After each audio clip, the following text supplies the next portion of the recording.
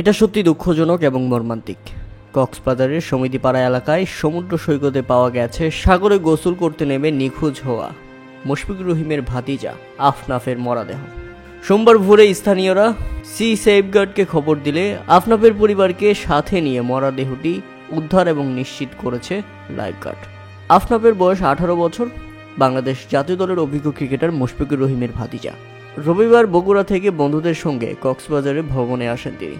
দুপুর 2:30টার দিকে লাবণী পয়েন্টে গোসল করতে নামলে এই দুর্ঘটনা ঘটে। প্রত্যক্ষদর্শী ও লাইফগার্ডের সূত্রে জানা গেছে, গোসলের সময় হঠাৎ উত্তাল ঢেউয়ে আফনাফ এবং তার বন্ধুরা ভেসে যান।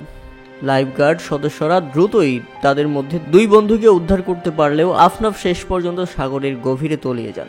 এরপর থেকে প্রায় 15 ঘন্টা নিখোঁজ ছিলেন তিনি।